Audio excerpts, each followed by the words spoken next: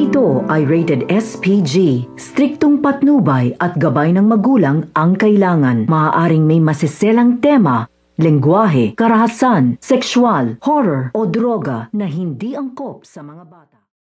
Nalaman nga nito ni Tanggol na ligtas ang kanyang amang si Ramon dito sa ospital, kung kaya plano nga nito ay iligtas ang kanyang ama sapagkat alam nito na hindi papayag ang mga gilero hanggat ito ay buhay pa at talagang hindi nila titigilan.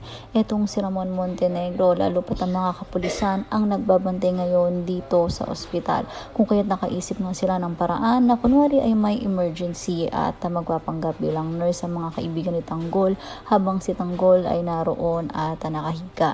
Ngunit si Rigor ay masyadong matalas ang pakiramdam, kung kaya't alam niya na may kakaibang magaganap ngayon at malakas ang pakiramdam niya na hindi titigil etong si Tanggol hanggat hindi na ililigtas ang kanyang amang si Ramon.